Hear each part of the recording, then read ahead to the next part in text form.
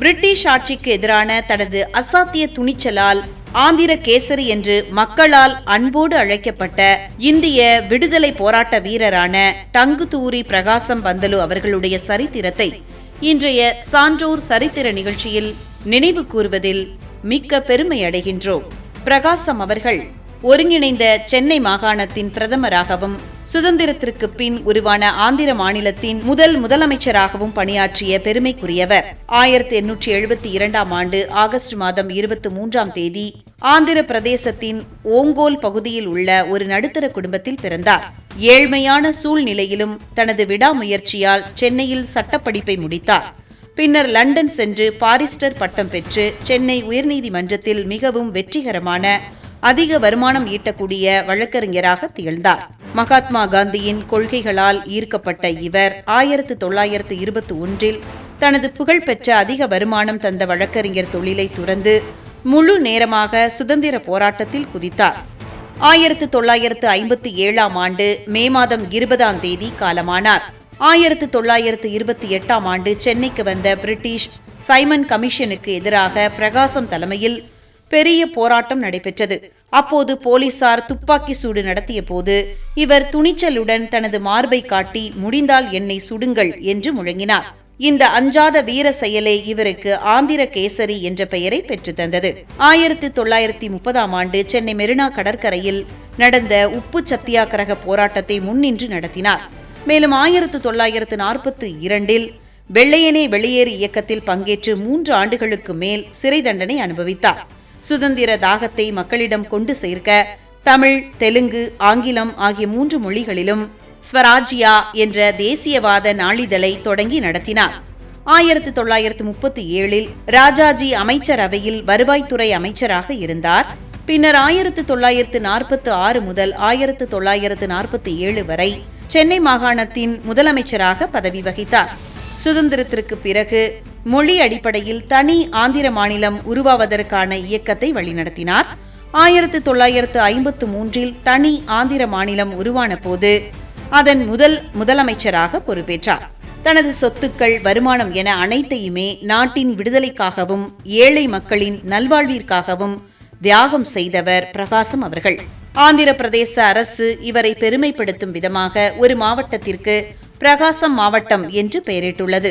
இத்தகைய அசாத்திய துணிச்சலான ஆந்திர கேசரி என்று அழைக்கப்பட்ட இந்திய விடுதலை போராட்ட வீரரான பிரகாசம் அவர்களுடைய சரித்திரத்தை இன்றைய சான்றோர் சரித்திர நிகழ்ச்சியில் அறிந்து கொண்டதில் மிக்க மகிழ்ச்சியடைகின்றோம்.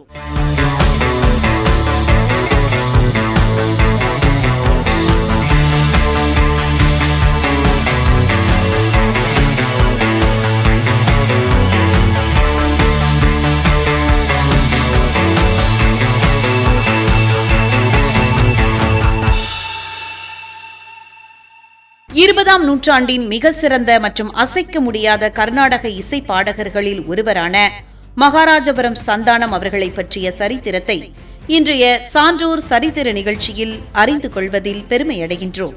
மகாராஜபுரம் சந்தானம் அவர்கள் 1928 ஆண்டு மே மாதம் 20ஆம் தேதி பிறந்தார். 1992 ஆண்டு ஜூன் மாதம் 24ஆம் தேதி காலமானார். சந்தானம் அவர்கள் இசை ரசிகர்களை தன் காந்த குரலால் கட்டி போட்ட மகாராஜபுரம் சந்தானம் அவர்கள் தியாகராஜ சுவாமிகளின் நேரடி சீட பரம்பரையில் வந்தவர் என்ற பெருமைக்குரியவர். இவர் தமிழ்நாட்டின் தஞ்சாவூர் மாவட்டத்தில் உள்ள சிறுநாங்கூர் என்ற கிராமத்தில் பிறந்தார். புகழ்பெற்ற கர்நாடக இசை மேதை மகாராஜபுரம் விஸ்வநாத ஐயரின் மகனாவார். மெலட்டூர் சாமா தீஷிதரிடமும் பின்னர் தனது தந்தை விஸ்வநாத ஐயரிடமும் முறைப்படி இசை பயின்றார். சந்தானத்தின் குரல் மிகவும் இனிமையாகவும் கம்பீரமாகவும் இருக்கும். கர்நாடக இசையை மிக எளிமையாக பாமர மக்களும் ரசிக்கும்படி பாடுவதில் வல்லவர்.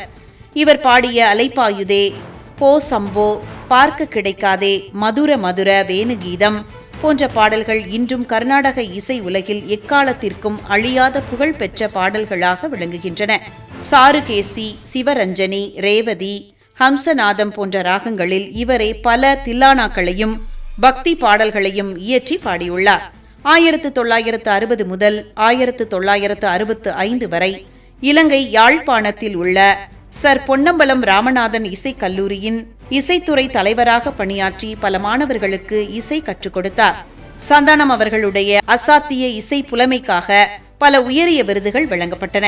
மெட்ராஸ் மியூசிக் அகாடமி சார்பாக 1989 சங்கீத கலாநிதி விருதும், 1990 பத்மஸ்ரீ விருதும், 1984 சங்கீத நாடக அகாடமி விருதும், தமிழ்நாடு அரசு வழங்கக்கூடிய கலைமாமணி விருதும் வாங்கினார். அசைக்க முடியாத கர்நாடக இசை பாடகர்களில் ஒருவரான மகாராஜபுரம் சந்தானம் அவர்களுடைய சரித்திரத்தை இன்றைய சான்றோர் சரித்திர நிகழ்ச்சியில் அறிந்து கொண்டதில் மிக்க மகிழ்ச்சியடைகின்றோம்.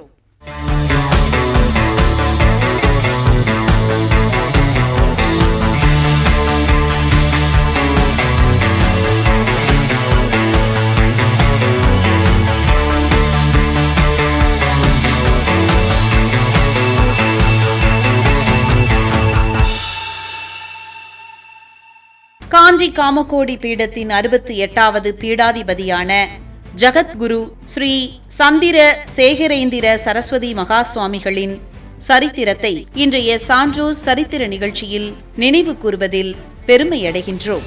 உலகெங்கிலும் உள்ள லட்சக்கணக்கான பக்தர்களால் மகா பெரியவா, காஞ்சி முனிவர் மற்றும் நடமாடும் தெய்வம் என்று ஆன்மீக பேரன்போடு அழைக்கப்பட்டவர். சுமார் 87 ஆண்டுகள் பீடாதிபதியாக இருந்து சனாதன தர்மத்தையும் வேத நெறிகளையும் தழைக்க செய்த மகான் இவராவார். தமிழ்நாட்டின் விழுப்புரத்தில் 1894 ஆண்டு மே மாதம் 20 பிறந்தார். 1994 ஆண்டு ஜனவரி மாதம் 8 காலமானார். இவருக்கு பெற்றோரிட்ட பெயர் சுவாமிநாதன். திண்டிவனத்தில் உள்ள ஆற்காடு அமெரிக்கன் மிஷன் உயர்நிலைப் பள்ளியில் கல்வி பயின்றார். சிறு வயதிலேயே அசாத்திய நினைவாற்றலும் ஒழுக்கமும் கொண்டவராக விளங்கினார். 1907 ஆண்டு இவரது 13வது வயதில் எதிர்பாராத சூழ்நிலையில் காஞ்சி காமகோடி பீடத்தின் 68வது ஆச்சாரியராக நியமிக்கப்பட்டு சந்திர சேகரேந்திர சரஸ்வதி என்ற சந்நியாச பெயரை பெற்றார். ஒரு பெரிய ஆன்மீக மடத்தின் தலைவராக இருந்த போதிலும் ஆடம்பரங்களை முற்றிலும் மிக எளிய காவி உடை அணிந்து ஓலைப்பாயில் உறங்கி எளிய உணவையே உட்கொண்டார். ஆதிசங்கரரின் பாரம்பரியப்படி காடி அல்லது மோட்டார் வாகனங்களை பயன்படுத்தாமல் இந்தியாவின் தென்கோடி ராமேஸ்வரத்தில் இருந்து வடக்கே காசி வரை கால்நடையாகவே பலமுறை பயணித்து மக்களை சந்தித்தார். வேத முறைகள் அழிந்து விடாமல் பாதுகாக்க வேத ரஷண நிதி என்ற அமைப்பை ஏற்படுத்தி நாடு முழுவதும் வேத பாடசாலைகள் துவங்கவும் வேத அறிஞர்களை கௌரவிக்கவும் வழிவகை செய்தார். இந்திய விடுதலை போராட்ட காலத்தில் மகாத்மா காந்தியின் கொள்கைகளை மதித்து அந்நிய துணிகளை தவிர்த்து ஆயுள் முழுவதும் கதர் ஆடைகளையே அணிந்தார்.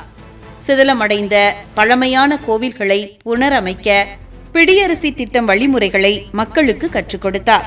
மகா பெரியவா தமது வாழ்நாளில் ஆன்மீகம், பண்பாடு, வாழ்வியல், ஜோதிடம், வரலாறு மற்றும் சமூக ஒற்றுமை குறித்து நிகழ்த்திய எளிய சொற்பொழிவுகள் அனைத்தும் தொகுக்கப்பட்டு தெய்வத்தின் குரல் என்ற பெயரில் புத்தகமாக வெளியிடப்பட்டுள்ளது. இது இன்றும் இந்து தத்துவத்தின் மிக முக்கிய வழிகாட்டி நூலாக கருதப்படுகிறது. மனித குலத்திற்கு தர்மத்தின் பாதையை காட்டிய இந்த மகா புருஷர் தனது 100வது வயதில் காஞ்சிபுரத்தில் மகா சமாதி அடைந்தார். அவரது பிருந்தாவனம் காஞ்சிபுரம் சங்கர மடத்தில் அமைந்துள்ளது. ஆன்மீக பெருமக்களால் பெரியவா என்று அழைக்கப்பட்ட சகத்குரு ஸ்ரீ சந்திர சேகரேந்திர சரஸ்வதி மகா சுவாமிகள் பற்றிய சரித்திரத்தை சான்றோர் சரித்திர நிகழ்ச்சியில் அறிந்து கொண்டதில் மிக்க மகிழ்ச்சியடைகின்றோம்.